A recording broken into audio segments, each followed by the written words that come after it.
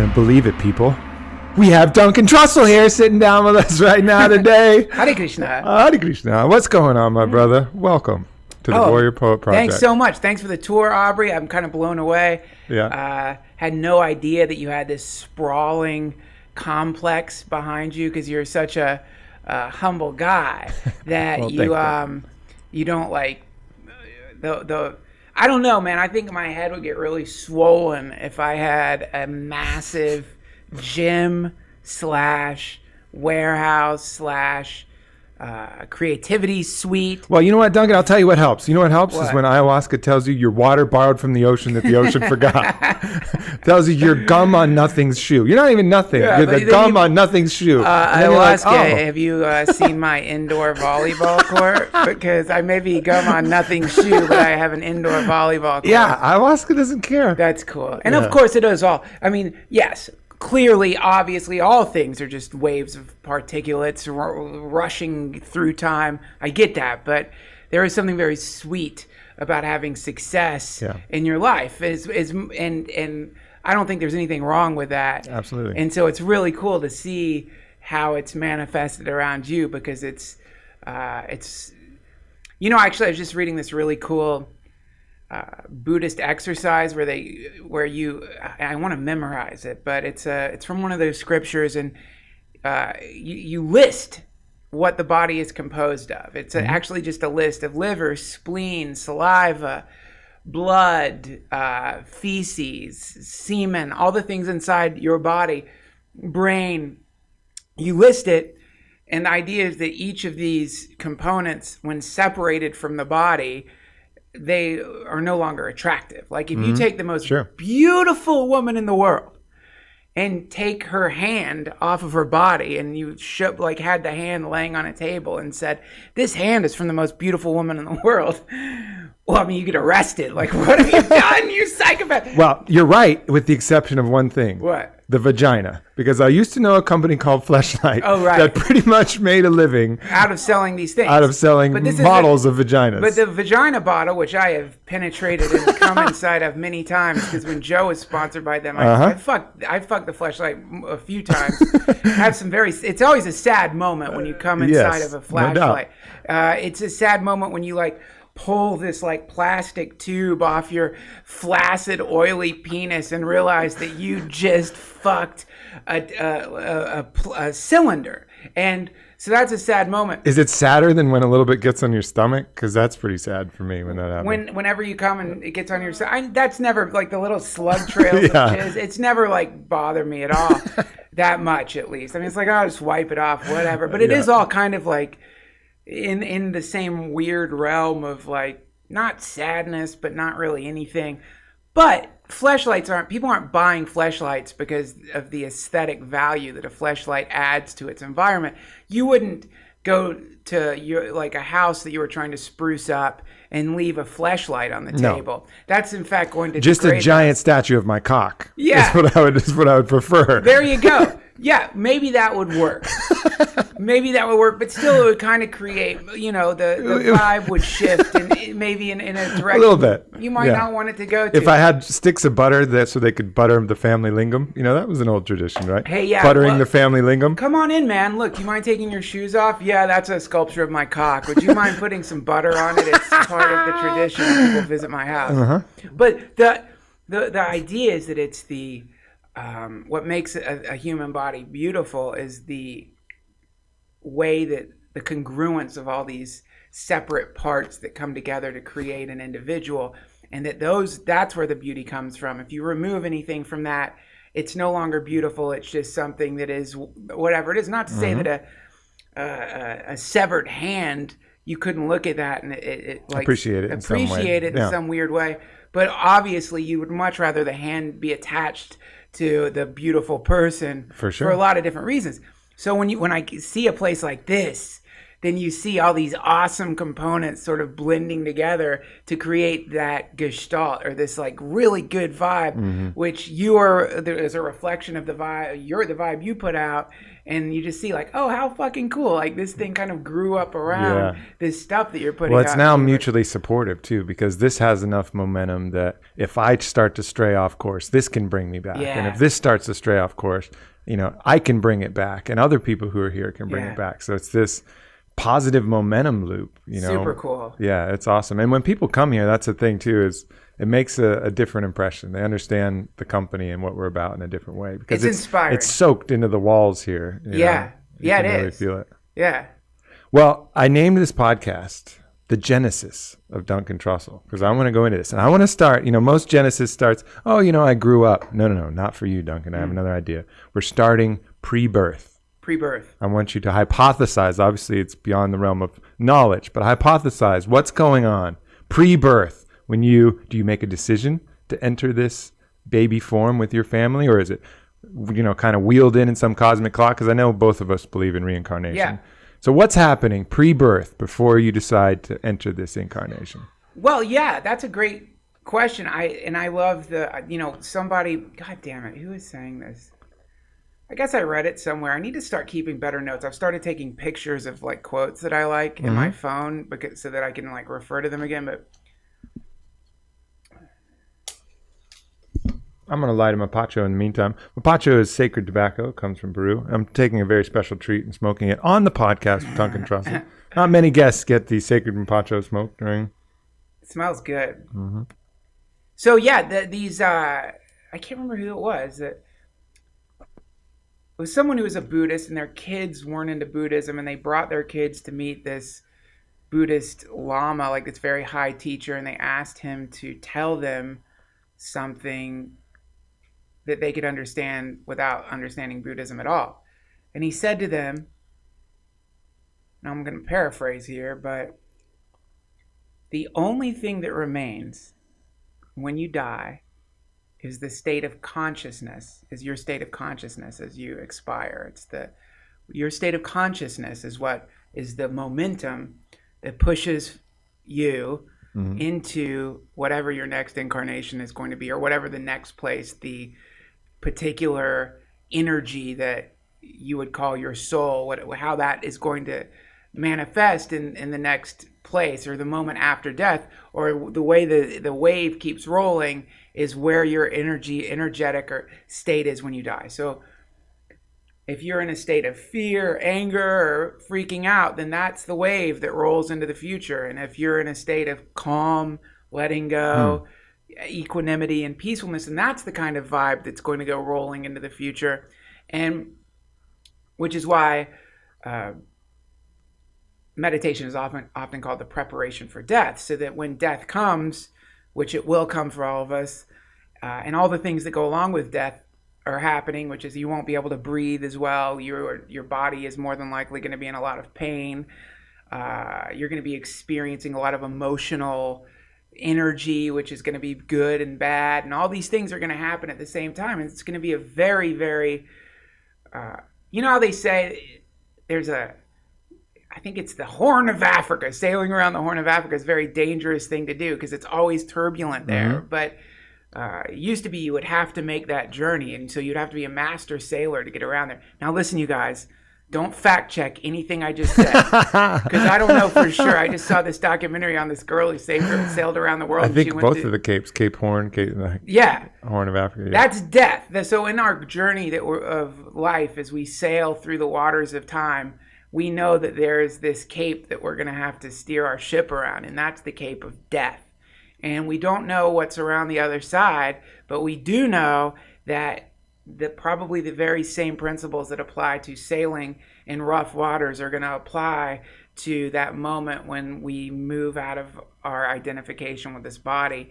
And so that means if we can keep a clear head, if we can stay calm, and if we have had practice in navigating through these waters, then when this moment happens, we're going to be able to, it'll be a piece of cake. Well, that's what, doing these medicine journeys has done for me, is because it really pushes you past that point, particularly ayahuasca. I mean, you feel like you're past the point of your death. You accept it, you move on, and you're in that place. It looks like your death. And doing something also like Vilca, which was the snorted DMT, 5-MeO-DMT, NN-DMT, and bufotenine.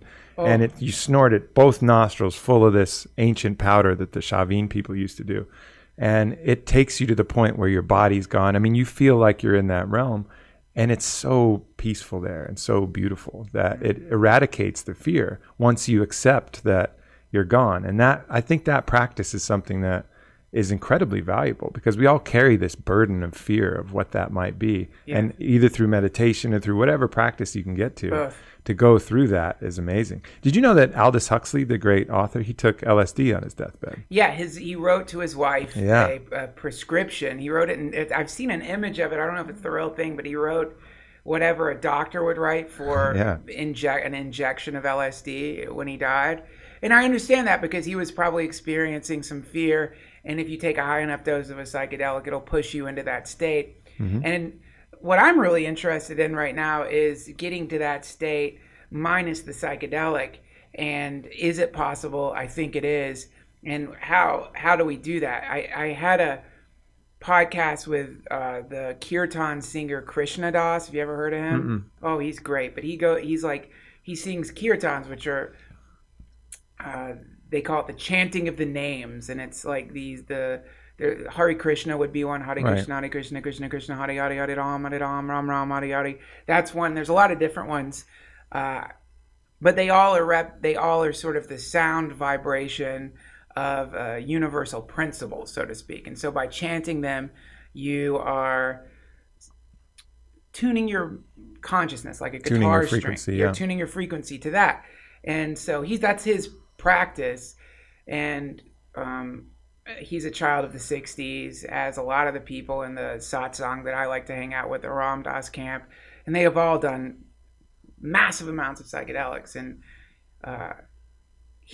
so they were very familiar with the benefits that come from it. And they're very vocal about the fact that if not for the psychedelics, they never would have gotten to a place where they were in. Yeah, it's almost like I describe it to people. You can meditate, but unless you know where you're going, it's like you're wandering aimlessly in the woods and you don't know when you've arrived and you don't know what you're looking for. But psychedelics can show you where you're going so that all of these other tools can help you get back. That's right. I think it's a wonder. They all is permissible if your intention is to wake up, because if you can wake up and you can reduce your own suffering and fear, or transform your suffering and fear, then what's going to happen is the ripples that you're sending out in every moment are going to reduce the fear of people around you. And that's beneficial to the planet. And the planet, like any other organism, wants to be healthy. And so it's going to back you up in that pursuit. Yeah, that's for sure. And so any way that as long as the intention behind it is, I want to ease the suffering of people on this planet, as long as that's the intention behind it, and you're one of the people on the planet, so start with yourself. I want to ease my own suffering.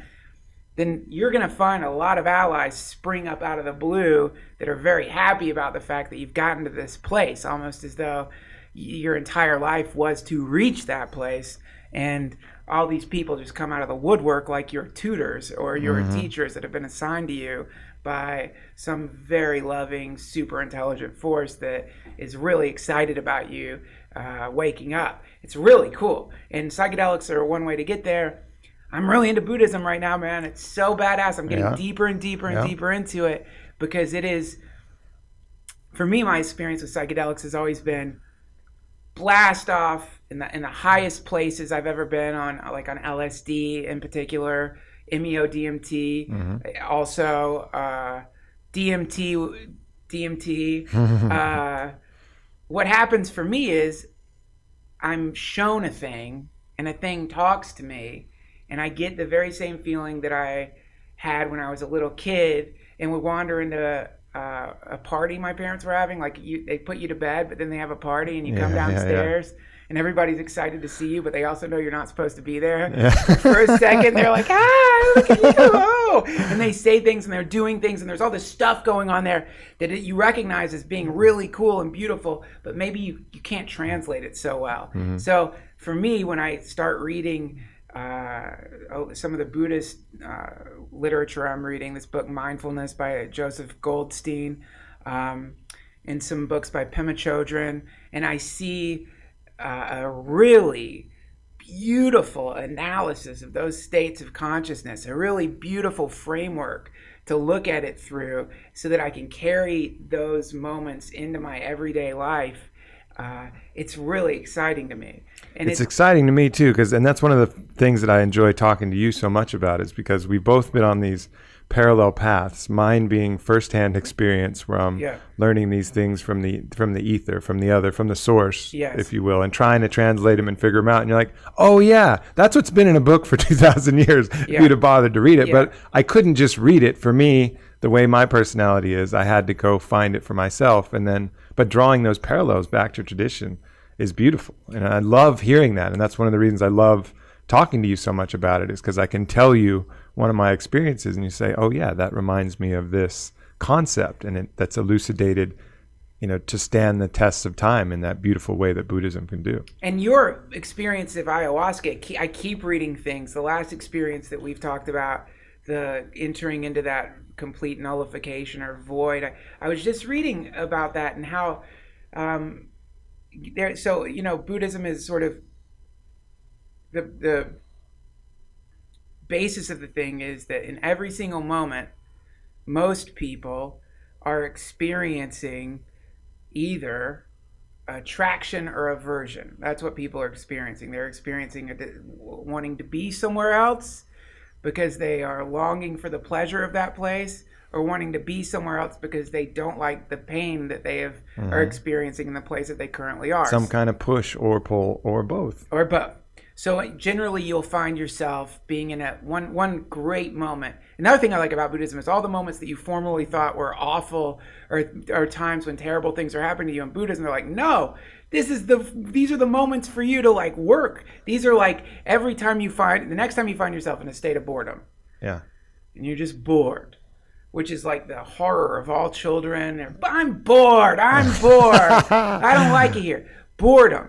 So boredom equals, in Buddhism, boredom equals aversion. It's aversion. You are feeling bored because you don't want to be where you're at that very moment. You want to get out of there. A classic example is shopping with your girlfriend, right? Is there ever a moment where you feel deeper levels of boredom and aversion than when you find yourself in a purse store and you realize you're going to probably be there for 45 minutes to an hour, and you've got to there's nothing for you there. You're not buying purses. Let's imagine that you're actually... What about an elaborate game of sexual bribing? What do you mean? That's generally what I do in shopping situations. Right. You want that? Yeah. Well, let's see. Open up your repertoire of gifts to bring to me later. Yeah. So now you're trying to move from that moment of pain into pleasure. So a great place to practice is if you go shopping with your girlfriend. It's a great place to practice Buddhism because you will begin to experience the desire to speed into the future to get out of the place that you're at. So the interesting thing in Buddhism is that what it's saying is, here's the deal. You are formlessness, ultimately. Everything that you are is in a constant and endless state of change. Now, we know this in the big scale of things because we can look at our parents, and then we can look at a picture of them when they were a child, and we see the person I'm looking at now is old and wrinkly, and the person I looked at as a child is very healthy. So we see there's that big scale change happening. But in the little, minute, momentary way, we're constantly moving. We're in a state of going from point A to point B. We get up to use the bathroom. We look around. And so our visual field is in a constant state of flux. Our visual field is constantly changing. So we are in a constant state of change, which means that we have no permanent self. And the idea that there is a permanent self is one of the primary delusions that Buddhism has identified, and also one of the primary causes of most of, if not all of, a human suffering, is their attachment to the delusion that they are a permanent self, and that all resultant activity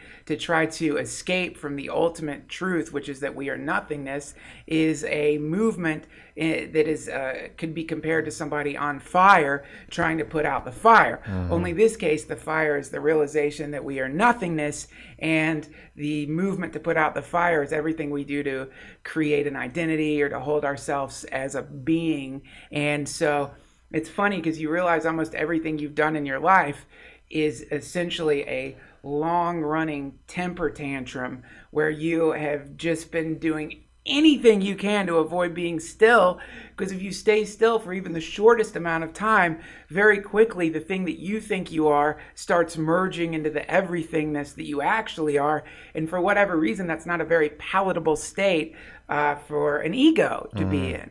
And so that's really cool, man. That, and I always go back to the gum on the shoe of what is the term? I was water. I was two things. I was not only nothing. I was the gum on nothing's shoe, or I was water borrowed from the ocean that the ocean forgot. That was that feeling. It seemed like it was not a comfortable feeling. No. Yeah. So. Right. No. Right. Definitely not. I wanted to be special. I wanted to be something unique. My special self. This thing that kind of came out to have this great purpose, and it was illustratively taking that from me and saying, no, on another perspective, you're nothing. Like, we're all nothing. We're all part of this ocean. And the distinction of this is myself versus the collective is something that we create ourselves. That's right. But then, it gives you that place. And I think it's important to get there. But I really like the Toltec belief that once you achieve that, you can go act through your controlled folly, is what they call it. And the controlled folly is understanding that, but still acting in a normal way, still engaging in life as if everything that you previously thought was true, but keeping that deeper truth and then acting however you want. So if you want to, eat cheeseburgers and go do whatever this earthly thing that you like, makes sense to you, you can do that. And it's just your controlled folly. Like, at some level, it's folly. It's not real. But at another level, you can enjoy the shit out of it freely. Enjoy the dream. Enjoy the dream. Because when there's so many times where I've been in the midst of it just happened. It just happened today. I had the strangest dream. I had this dream that I had a little girl but I was a bad father. I had like a 6-year-old girl. I was a bad father because I hadn't been spending, it was really weird. Like, I was in a divorce, hadn't been taking care of this kid. The mother was really tired, and I was aware of the fact that I'd been this sort of disregarding this child. And there was a lot of guilt inside of me. And weirdly, I'm sorry to tell a dream, they're ultimately boring, but weirdly, like, Jesus was in the dream. The stereotypical black light poster Jesus, and he's like watching the whole thing, but he thinks it's funny. The whole thing, he's like smiling and watching this thing happen to me. But anyway, I wake up from this awful nightmare where I'm a bad dad, and the ensuing relief that comes in it from a dream like that. We're like, oh, thank God. I'm not in that life. Oh, thank God. Oh, thank God, I'm free from that life. Well, see, that can happen in this life, where whatever it is that you consider to be the great thorn in the side of your existence, whatever your karmic loop is, the repetitive darkness that keeps coming into your life again and again and again, all the great teachers tell you this is a dream. And not in the sense of we were just saying that. It's literally, you are in a dream. You are nothingness that has temporarily become somethingness, which will return to nothingness, which will return to somethingness again for infinity and infinity and infinity. And your great attachment to all the minutia of your life that's causing you all this suffering is called clinging. You're clinging to a thorn bush. You are there. It's like there is a love tornado, a tornado of bliss and joy that at any time can suck you into what is called nirvana. But rather than get sucked into that, you're holding onto like a barbed wire fence that is cutting into your hands, and you have confused the agony and pain and of that with yourself. You think your pain is yourself. You think if you let go of that fence and you're no longer experiencing the constant aching darkness that has followed you through all your days, you will no longer be anything at all, and the result will be hell. When in fact, according to the teachers, all theoretical, from my perspective, though I have had little glimpses of what that might be, little minute glimpses, the ensuing state that happens the moment you really release yourself from the attachment to your identity, and after you surrender to being the gum on the foot of nothingness, is apparently a kind of infinite bliss, which then will allow you to enjoy your life. It's not as though you get that state and suddenly like now you're no longer working on it, or now you no longer have a family, or now you go wandering into the woods. It's just that now when you sit down with your kid or your wife or your friends, you actually are listening to them, and you're actually there for them, and you're, because you really are yourself, and you're not in pain anymore. So now you're giving. You're really giving. You become fit for service for yourself and to others. Yeah. Again. You know, it takes away all of those. I remember I had a really powerful experience on the Wachuma where I realized that until you shed all of your fear, until you reach that state of fearlessness, which is why the jaguar is the sacred emblem to them, because in that South America, the jaguar is fearless. It has no known predators. It hides in the canopy of the trees. It's nocturnal. It's faster, stronger, has sharper claws, has no fear. So until you reach that state of fearlessness, you don't have free will, and attachment and ego and everything else that we think is part of it is really just some kind of fear. It's fear of not being important. It's fear of not having substance. So until you reach that point of fearlessness, you don't have free will. You're getting pushed and pulled. So the transformation into the jaguar is the gift of free will. It's the gift of being able to lay back and say, you know, I can decide what I want. So cool. And in that moment of free will, which is also a moment of incredibly powerful presence, that's when you can create whatever you really dream.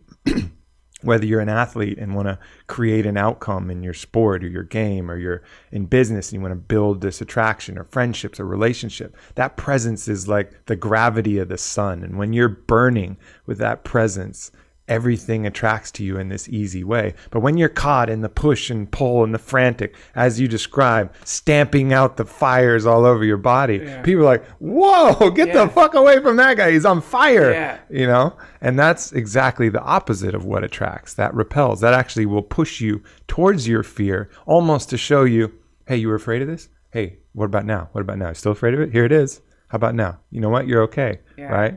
That's why we welcome the fear, Aubrey. Right? Yeah, that's it. That's why we welcome the fear, because the for me, I am a frightened person, and but I recognize that, and especially lately, since I've been somehow by some miracle managing to like regularly meditate, which is something I'm generally not very good at. Now when it comes, or as I'm someone who regularly eats marijuana too, and when the fear comes in that form, now at least I try to welcome it, because you're like, okay, here it is coming into my field of awareness. Here is the great demon. And now I get to, now instead of playing the game I've been playing with it, it's like having an abusive dad who comes home and you want to go up into your bedroom so you don't have to deal with him, like, not, you know what I mean? Like, or it's like being in a shitty relationship where when your girlfriend's car pulls in and your heart drops because you know you're going to get in a fight, or it's like in the same way when the car of fear pulls into the driveway of your awareness, generally you have all these reactions or these conditioned mechanisms to ignore it, turn away from it. So when that car of fear, when you hear the fucking bloop bloop of the alarm, is whoever's driving that car turns it off, that's when you're like, fuck, I'm going to go play StarCraft 2. I'm going to have a beer. That's when you start doing all these attempts to move away from facing it. But if you just do what Jack Kornfield recommends, which is invite it in. Oh, you're home. Come in. Let's talk. Yeah. That's when the change starts happening, because that fear is what I'm starting to figure out about it. The thing that you think is the demon is in fact a bodyguard that has run amok. And that thing was there for you when you were a kid and all this shitty stuff was going on and you couldn't protect yourself. So that thing formed around you to keep whatever was hurting you away from you, to keep you safe. And it didn't know what to do, and it didn't know how to do it in a graceful way, because you're just a kid. You can't instruct it. Mm-hmm. So like some kind of like beautiful, wonderful bodyguard, or a dog. You know, like you hear about somebody gets shot by a cop and the dog defends its body. In the same way, like a dog, this thing has been trying to fight off the threats in your life. It's just that noble, honorable, and kind. And when you realize that this thing that is formerly seemed to be the ruination of your life is in fact a bodyguard that deserves a gold medal, and you start treating it that way, that's when you bow to it and say, oh, I just want to say thank you. When I was a kid and I was like in a weird, tumultuous childhood with parents that weren't getting along and alcoholism and all the things many of us went through, you were there for me to keep me safe, and your tactics were necessary. And man, thank you, thank you, thank you. If you visualize that fear as you're thanking it, but honoring it, bowing to it, it'll swell up with this kind of like pride, because it's finally getting recognized for what it is, which is one of your great allies. And then that's when the change starts happening. That's when it starts to change. Yeah, I realized that you can never beat it by resisting it, by fighting it. And I had some just kind of disparate aspects of my mind that were really troublesome. And I was able to, through all the medicine work, start to visualize them. And I would try and push them away and use all these tactics like, that's not me, get out of here. And then one day I had the realization, actually when I was getting some body work done for my friend Parangi, who's a wizard. He gives these like massages with sound, and it's awesome. And I ate some marijuana, so I was like extra tuned in. And I felt that presence again. And it's this annoying kind of judging presence. And instead of trying to push it away that time, I said, all right, come back in, friend. You know, like I know exactly like you're saying. And I welcomed it. I was like, that's a part of me. Everything here is a part of me, and it's all welcome here. And that, since that time, since I changed tactics of resisting that part that I didn't like, that part that troubled me and worried me and I was afraid of, and welcome that back in and say, that's the part of mankind. That's part of our morphic resonance, as Rupert Sheldrake would say, of man, that these crazy thoughts, these fears, that's inside all of us. It's not separate from us. That is us. That is mankind. We have to accept that. But what we choose to act on forms us. And, just because you have these thoughts and these fears, you can choose something else. Welcome them in. They're you. They're part of you. But you're actually what you choose to be, and that's enough. And that little change in tactics has been a huge, huge benefit in my life. Yeah, man, mine too. And it's so exciting, because when you start realizing, like, holy, with Buddhism, psychedelics, any real bona fide spiritual path, when you start realizing that it's real, because like if you haven't really like taken the time to like play around, to like get into this stuff, to put your toe in the water of this stuff, and you kind of see it from the outside in. If you're me, like Buddhism, for example, for years and years, it's just like, they're fooling themselves. I don't know exactly what it is, but I bet they're fooling themselves. Like, there's no way you're going to be permanently happy in this incarnation. So you just forget the fact that, like, think of the greatest thing you ever did. Like, build on it, for example. Like, build a beautiful company like this. Think about how much you really believed in yourself to do that, or how much you really, like, to build this thing or allow it to come through you. There was like a real connection with something, right? So whenever you look in pictures of a statue of the Buddha that's the size of a fucking 8-story building, imagine somebody building that while they thought that Buddhism was bullshit.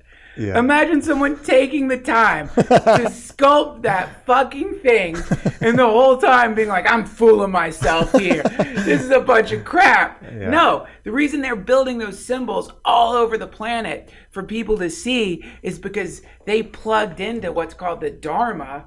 They realized that, oh my God, this shit actually is showing me what I really am, and that my underlying, underneath all the neurosis and fear is this beautiful nectar-like state of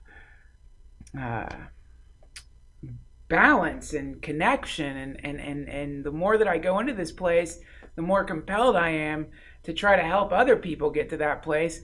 In the same way that if you were walking through a city where everybody was on fire, then you would more than likely try to get a fire hose and a fire truck, and it'd probably be you'd feel really good if you could putting all those fires out, and even a small way. And it's contagious too, because one of the coolest visions I had was I was imagining this process of waking up, and waking up is really a point of stillness. It's instead of patting that fire out constantly and running around frantically, you form stillness, and then you have free will, you have presence, you can go make these changes happen to other people. And I envisioned all of these people kind of running around like a wind-up toy that got awry, it was a little off balance, like tick, tick, tick, tick, tick, Wow. tick, tick, tick, tick. And then I was able to step out. I was doing the same thing, and I've been doing that, and I still get caught doing that every once in a while. The wind-up will go, and I'm like, and I'm like, oh, whoa, what the fuck? Because I'll feel that happening. I'll get sad, or I'll get emotional about something. These weird things will happen. I'm like, whoa, the wind-up is back on, But when you take that wind-up off, and then I imagined myself free of that, and I saw all these people with all these wind-up things. Oh, I'm going to take this pill, and I take this caffeine, and then these sleeping pill, and I was able to just put my hand on them and say, hey, hey. And they would look slowly over to me and go, oh. Yeah. And then they would wake up for a second, and then they could go touch somebody else and go, oh. And so all of these little crazy, chaotic wind-up toys all of a sudden just kind of dropped into a stillness. And the network kept spreading, and it spread all around the world. This great global awakening of everybody just going, oh. That's it. You just described it, man. That's it. Your description right there is a dream that a lot of people are experiencing. And here's where it gets really weird. It's a thing that was set into motion a very long time ago. The thing you're talking about was set into motion, has been set into motion by many, a lot of awakened people that we know of and we don't know of. Like there's apparently like it's so fun like this. A lot of people talk about something, I think it's called the Sarmoon Brotherhood. Have you ever heard of that? No. It's really interesting, but the idea is that not only are there these vocal advocates for putting out the fire of suffering in the world, but there's also these very silent advocates for it too, but who are actively involved in getting this and disseminating this information into the world. Now, all that foo-foo shit aside, one thing's for certain.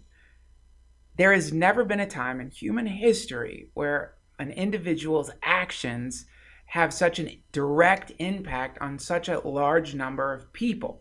And to get a great demonstration of this in the negative, follow World Star Fights on Twitter, where World Star Hip Hop, World Star Hip Hop Fights, because they show fights. So like, if some kids will be in a schoolyard, or there'll be some kind of awful fight, and a guy will like just knock a woman out. I saw a Twitter of this like asshole. Some woman's running. There's a crazy fight, and he just punches her as hard as he can in the face, and he knocks her down. Someone films that, puts it on the internet. World Star Fights uploads this thing that just a few years ago would have just been something like a candle in a cave that went out, or more like a fart in a cave, like a stinky moment in time that only a few people smelled. Now the fart is smelled, that psychic, violent fart, somebody lost in the wind-up dream that you're talking about, perpetrating a ridiculous act of pointless violence. Now that will echo infinitely through the internet for the rest of human existence, or as long as the internet exists.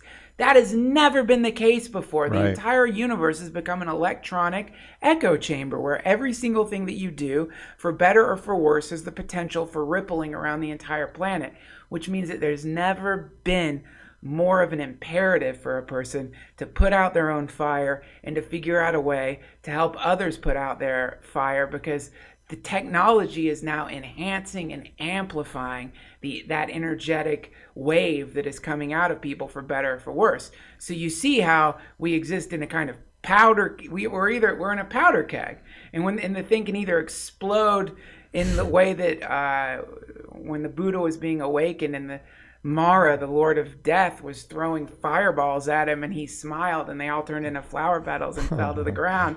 We can all do that. Totally. We can all do that. And using this technology is one way to do it. But it doesn't just have to be like having a podcast where you regurgitate things you've read in books about Buddhism. If you're me, it's just like in your own personal life, taking some time to sit still and reduce your own fear levels so that you can spread that to the people around you. Just like what you're saying, Aubrey. It's absolutely, man. dream. And I think one thing to remind people of is you can get so caught up in how fucked up things are, you can forget how good it still is. Yes. You know, like I had a moment, I was down in Florida and I was sitting on the water. I hadn't talked to people for days. Actually, I hadn't even heard my own voice, which was cool because I was in like a little writing retreat. And you see the high rises in the background. It's kind of a beautiful scene. It's the Bay of Miami, but there's a bunch of high rises in the background. And I saw a manatee mother and her calf like slowly swimming by me. And it was just such a beautiful reminder that we can coexist positively. I mean, these manatees are very sensitive creatures. They rely on the right, biotic flora in the ocean and the algae and these things. And if there's too much pollution, they can't exist. And so these things peacefully floating by with the high rises in the background, it was just a reminder, like, we can do it. It's okay. It's not too fucked up. Like, it's not time to throw in the towel. We got plenty of time to save this hurling spaceship, as Joe Rogan would say. We have plenty of time. Plenty of time. We just got to start fucking doing it. And it's the most beautiful time to live because we have everything at our disposal. Right now, we can get the entire earth is within our reach, within a few clicks of the mouse and a little intention to hop on a plane or even visit something virtually. Like we live in the most amazing time. It has its challenges for sure, but it's a fucking awesome time, which is why, to go back to the original point, which we never got to, the genesis of Duncan Trussell, I kind of imagine like, I feel like there's some distinction that remains when we cross over to the other side. We retain some form of self just because that's the structure with it works. Organisms have cells. The all has these, we're like cells in the organism of the all. It's still the organism, but there's still some kind of cell. And I kind of feel like, I personally believe that there's probably multiple different planets that have life, that are sentient. And there's a moment where these souls or spirits or cells of the all or whatever can kind of be up there and be like, man, where should we go next? Oh, look at Earth. Earth's right at that fucking turning point. Let's go. It's like, you want to go? Like, should we do it? And maybe we were sitting up there in a similar conversation to this, in the other. And we're just like, man, Earth. We gonna do it? We gonna do it, Duncan? Let's fucking do it. Let's fucking do Earth. Yeah. It's like, I'll see you down there. I don't know when, but I'll see you down there. Yeah, I love that idea. I love the idea of it at a university. I love the idea more like I called you up and was like, did you get it? I got accepted to Earth. Me too. Yeah. Holy shit, we get to go to that lesson. I like that. I love that idea. I love that idea so much because anything that comes into your life when you imagine that you're on a holodeck instead of on a planet, and whatever the thing that has come into your life is like, all right, let's run testicular cancer program 798 on Duncan, so that he can learn he's mortal. Let's do that because the dumbass has managed to fool himself into thinking he's not going to die. So let's he's veered so far off the path that he has actually gotten himself into a mental state of thinking that he's an immortal, which he is, but not in this fucking holodeck. Let's zing him back. We'll just cut off one of his balls. He's going to learn that he's not immortal, and maybe that's going to make him a little bit less of a selfish asshole. And it sure fucking worked. And when these things like pop up like that, you're like, oh, okay, it's a class. Here it is again. The test. It's an exam. I didn't know an exam was coming. Pop quiz, bitch. Pop quiz. Okay. I can do this one. And for me, the pop quiz is testicular cancer is an easier pop quiz to pass than somebody than like my neighbor chastising me for keeping my laundry in the machine too long. It's those little shitty pop quizzes where you have that one moment where someone's confronting you for something that you think you're right about, and you have that one moment to decide that you're going to pick being loving over being right. Right. Ooh! Oh, man. Try to pass that fucking test instead of being like, no, bitch, you're fucking, every time I come into this fucking thing, it's filled with your goddamn urine-soaked dog carpets, or you can't fucking monitor the laundry room if I got my shit in there too long when you're using this thing apparently to wash all the clothes in Los Angeles. That's the shitty cunty side that wants to say that. But if instead you go, I'm really sorry about keeping my clothes in there too long. You know what? I'll try to do better next time. Woo! Oh, man. Be kind. Play around with being kind over being right. Doesn't mean be a fool. But a lot of the times, winning sometimes, like imagine arm wrestling. Imagine if you're somebody who when you get in an arm wrestling match with your little brother, if you felt the imperative to smash win every him. Time. Yeah. You're a psycho. Let him win. Yeah. Let him win because you love him. Right. You have nothing to lose. I have nothing to lose in the world from submitting to somebody who wants to control a tiny little bit of square footage in this dimension that has some washing machines in it. Nothing to lose. Yeah. Everything to gain from a chance to do that one little pull-up where you're like, oh, okay, yeah, no problem. Yeah, it's like confronting like the greatest fighter in the world. Like, I'll kick your ass, man. And he just goes, yeah, okay, probably would. You know, knowing he's the greatest fighter in the world. That's the guy you admire. Exactly. You know, like, yeah, you probably would, buddy. You look pretty tough. You probably would. Yeah.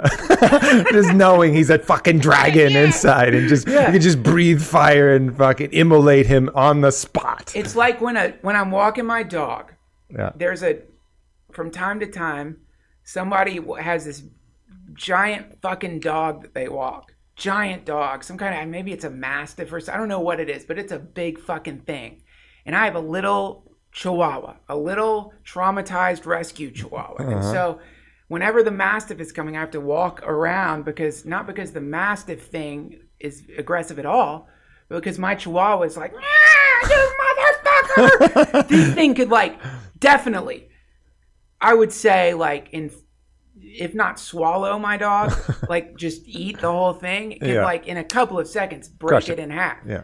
But the dog looks at my little dog with a kind of combination, what appears to be, I don't know if dogs are capable of being amused in a kind way, but it kind of wants to play. Yeah. A little disappointed that it maybe it can't be friends with my crazy dog, but it just walks on. No barking, nothing, no violence, no aggression. Yeah.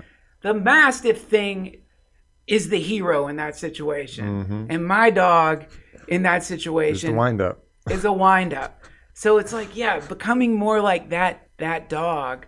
Let that dog be your guru. Become that thing so that when all the little barking aspects of this dimension come at you, you just do that sweet, kind, non-condescending look of, man, I wish we could play. Yeah.